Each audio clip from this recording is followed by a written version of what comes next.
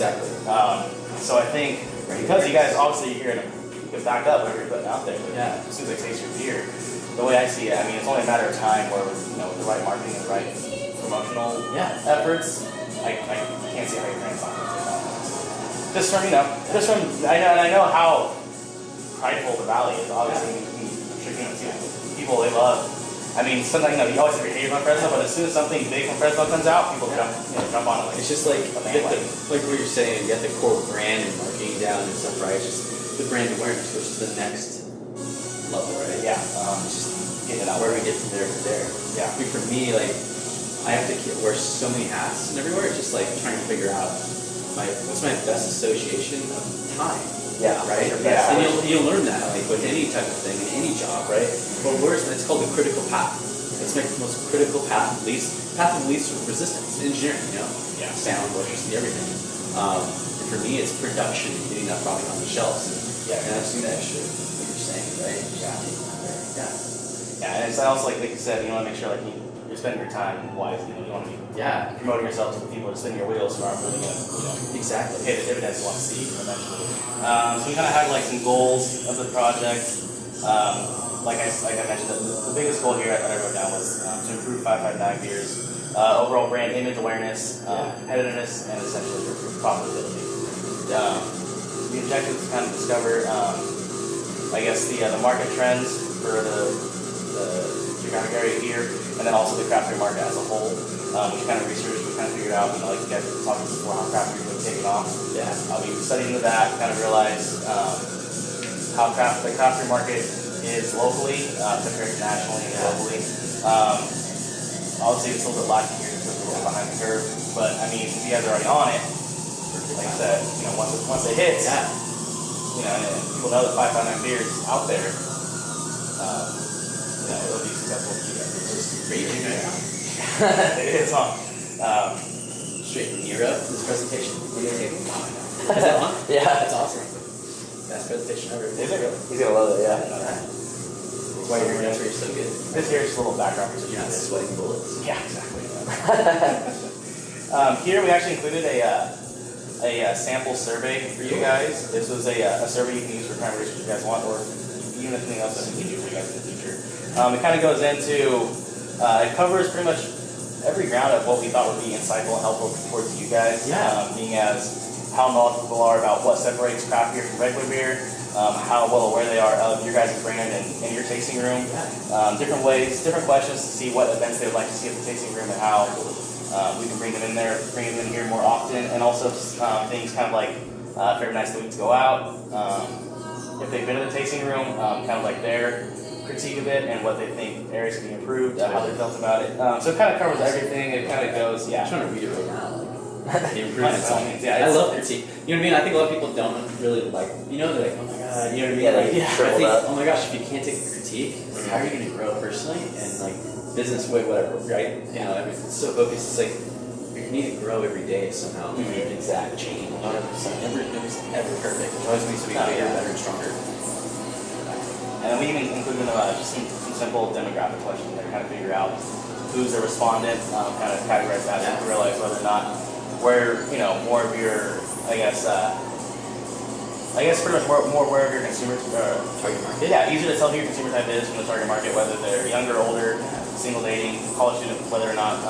Did you see like an age range? Not so much. I mean, when we were asking questions around the local area right away, it was a little more of an older crowd, being that just the location here, at the timing when we did it. Yeah, a lot of families too. Everyone had kids with them. Yeah. But obviously that varies. Here in Old Town Lotus, they have the bars down here and stuff, so I know that varies a lot. But I think the area you guys are in, with the tasting room here being in Old Town Lotus and the demographic here, which we found pretty much the biggest beer consumers anyways in Fresno were predominantly white males. Yeah. Which there's a perfect location for that here in Old Town Lotus, so you guys are in a good area to definitely grow. Let's see. I can go to that. Yeah, go ahead. So I'm just going to use this for reference, kind of stay organized. The agenda, this is kind of what Randy sent me about what he wanted to research regarding the popularity of craft beer flavors, future trend for the consumption, how revenues are going to translate, and the demographics of beer drinkers. To start off with the popularity of craft beer flavors, I can show you on here as well. Here's how the breakdown went. It was IPA was 25% of the craft beer share, and then seasonal beers were second, followed by pale ales, amber ales, lagers, wheats, all the way down to fruit beer at 3.5%. This was from Ibis World. They basically broke down all the flavors, and that was the only website that I could find. I tried to search it everywhere. I tried to find secondary research for it, but that was the only one I could find, but they seemed pretty credible. So going off of that, I looked up, and IPA was for sure the number one favorite. I talked to, I think this is the next one, yeah. So it said IPA was growing and whatnot, and I talked to Randy about it. He said, you guys want to stay away from IPA, which I completely agree. I don't like IPA at all. After you finish right at this one, I'll... No, go for it. No, I don't want to be that guy. No, like you said, critique is good. No, it's not critique. It's funny. Did you find in the research that they showed that this trend has actually been declining? Mm-hmm. No, I was just going to get into that.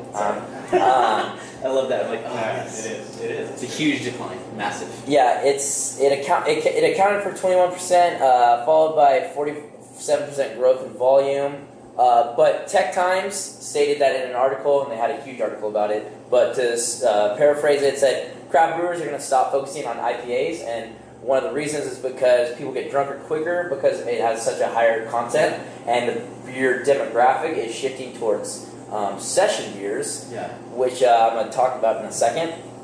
But the other top one was seasonal beers. They had 23.7% of craft beer consumption. Things like fall beers, which have caramel malts. Do you guys have seasonal beers? Seasonal? Then perfect. I don't really need to teach tasted you. them last time. Yeah, I remember. Which one was the seasonal? A bunch of them. All of them are? Chevy Bel Air. Oh, that's the seasonal one. Okay. The Hef. The Wawona Peach. Wawona Strawberry. Perfect. Then you're right on. Yeah. You always, and then the Fig Stout, but I'm doing the opposite of it. Usually you put it in the winter. I'm doing it in the summer. Nice. But yeah. Very cool. But yeah, so seasonal beers was second on the market, so we're solid with that one. So then 2015, what was the citrus flavored one? That was spring and summer. So things like Leinenkugel, Yeah. those kind of beers are great for What's that? Leinenkugel Summer Shandy has a kind of lemon taste. How does he not know what? Awesome. Alrighty. It's gonna keep you on your toes, man. Right? I got you. But now with the critique. So then 2015, there was a bunch of articles talking about session beers. So like I said, they want to stay away from high alcohol content, and they want to taste the flavor. They want some beer that's going to be something that they can have a talk over, try a bunch of different tastes with, experiment with them. A lot of what you're doing with all these different flavors. Some of the Great American Beer Festival winners had some of the most unique session beers, ranging from oatmeal stout to, I can't even pronounce that one, all the way down to Mosaic Session Ale. Also with session beers, they're better with food, and they're great for social settings. 2015, 2016, this was kind of like predict the future and predict crazy trends. I found multiple websites saying that healthy ingredients are going to be big in beer, craft beer. And That's what I'm doing, right? And so I think it's going to be though, because you guys are using the fresh local ingredients from here, and Fresno was such a such a heavy ag background. And obviously, 95%. yeah, where can you get a fresher ingredient from here? You see things with Chipotle and whatnot, and they're all about healthy ingredients. I love seeing this. Mm-hmm. It's so satisfying because everybody's been telling me for like the last year, like that's dumb.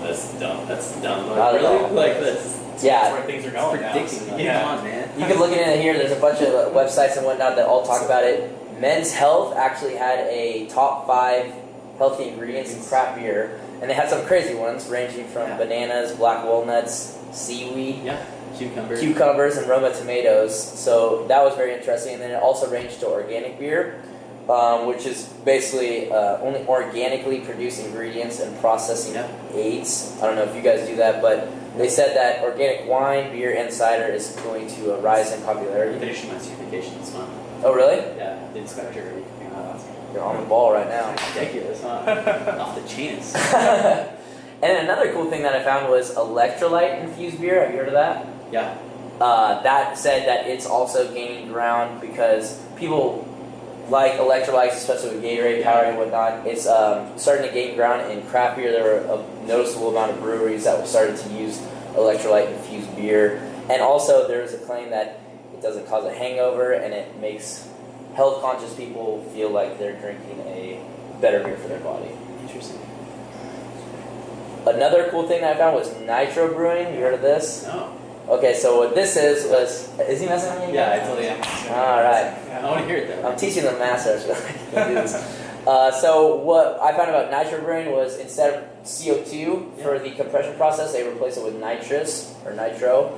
And so what it does is it creates the cascading effect, which there's a waterfall of tiny bubbles. There's pictures right here. And so when you pour it out of a bottle or out of a tap, it kind of has this crazy effect with the bubbles, and it foams up to create a smooth head. And what people liked about it was the mouthfeel, that the mouthfeel kind of is creamy and very tasty. Is that nitro brewed? Is that what you're describing? Yes, kind of like that, yeah. Straight live on a presentation? Yeah. It's an example right That's there. off of carbon dioxide. Really? Yeah. So Do you know the difference between CO2 and nitrogen? What? Different elements. If you go back, we're on the right start. Yeah, I know that. Yes. We took the right turn before. Well, they're gases, right? Mhm. They're both inert gases, which means they're not explosive. Okay. They're class 3 hazmat. They're green. If you see them on a truck, green. Nitrogen is lighter than CO2. CO2 is heavier than air. Okay. So nitrogen doesn't have that much effect on the product, and mainly affect the reason why they push it out like Guinness does, because that beer is made in Ireland, right? Now, how long does it take to get to the States? Yeah, 90 days, right? Yeah. 90 days. Usually cargo is 61 days to port to port. They have their own direct shipping line, so it's like 30 to 40. Now it's got to go to distribution warehouse. Customs is 2 days.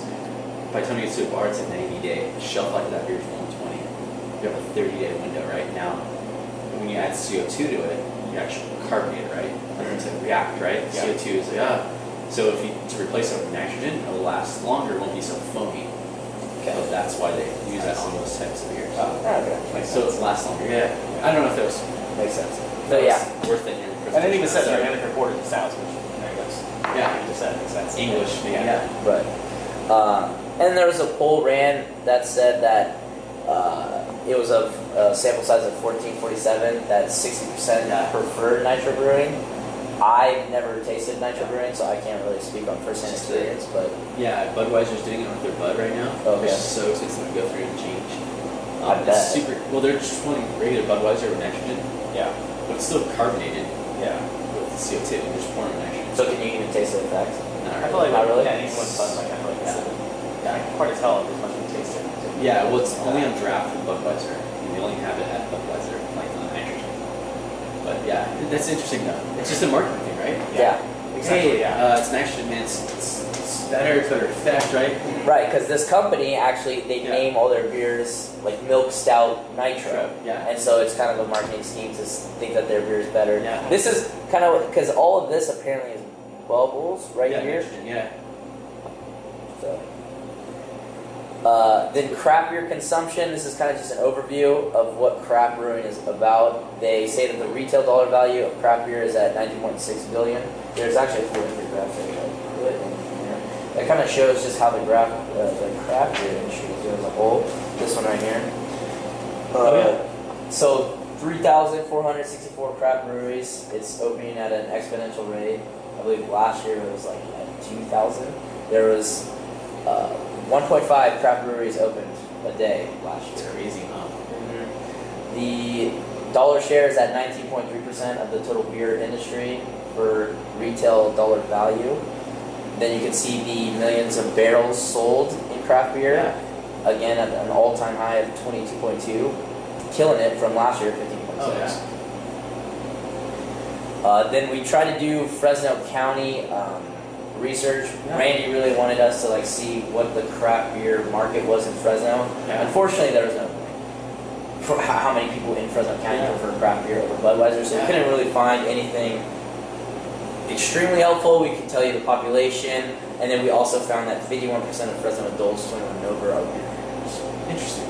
It's a really good number, right? It is, yeah. And I mean, being the president, I know, obviously, the town likes to drink, and I think having a product like this where it's the quality, once people realize what the difference between a craft beer and a regular beer is, which I don't really know that much of the population, especially when you see the number of people who are 21 and over being, that's over half. I mean, that's almost 2/3 of that population. It's just getting it into their hand. Yeah, and it says millennials still that, I know like myself, before I really started looking and researching this, I didn't really know what the difference between craft beer was either. And I think it's the whole thing too of like knowing and stuff, but like no, they really get into it. Like, oh my gosh, you gotta educate. I think the best thing about education is before you taste it. Here, I'm not even gonna tell you. That's when I do my tastings. I don't sit here and like, oh, this is how it's gonna taste. It's gonna taste like a dog's butthole, and it tastes like, you know what I mean? Like, it's just so ridiculous. Like, if you go to wine, they're gonna tell you like, oh, it's just subliminal marketing, right? Yeah. And I have cold glassware, which is completely against craft. Because people want cold beer here. These are Budweiser drinkers and Coors here. I mean, Coors. Yeah. But like, you have to take those people and slowly bring them, right? Transition. Yeah. Right? Yeah, and then like you said, like tailoring it, your product and the way you serve it to Tailored the to market the here. community, Yeah, right? because, like you said, everyone wants cold beers. Hot all the time. Exactly. Yeah, but it's a good That's airport. I mean, you can see I have these filled where you can see the temperature gauges on purpose. Other ones don't have those. Oh, really? Yeah. These are actually made in San Diego. Really? Yeah. That's funny. But it's because people want to see that number. You know what I mean? They do, yeah. Oh my god, it's so cool. Even though you should be drinking at like mid 40s. And I remember, I heard, like, right? I heard you mention that last time I was here. The mountains get blue. Yeah, Of it's just smart. And plus, marketing's been going on for so long about people want cold beer. That's because the 70s and 80s, when they were really big. And they actually, the Wall Street Journal posted yesterday that Miller Coors, it was like Christmas for me. It's just showing you're doing the right thing and sticking it out, right? Done, right? They posted a 50% loss this quarter. How huge that is for a big company? It's $2.2 billion. Yeah. Anheuser-Busch is ready to declare that pretty soon the next quarter. I just read and keep track and I dig through and correlate information, right? Yeah. They're about to do that too. And they've already relieved 33% of their main headquarters staff.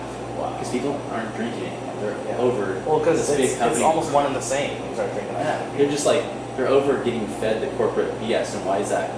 Because of young millennials like ourselves that are like, oh, I looked into it a little bit, and that's really crappy, right? Yeah, awareness. And also, I mean, honestly, you can, the taste is so much different.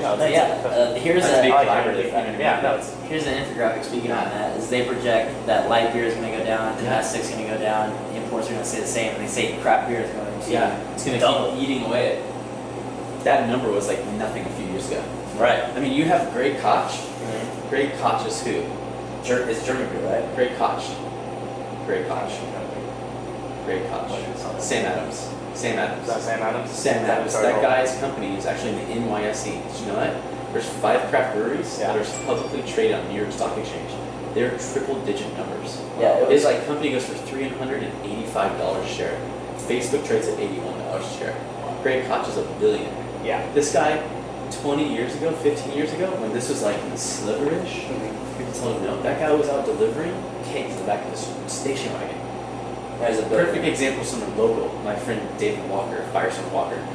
Nobody in the entire area would take his Delaware ever. No.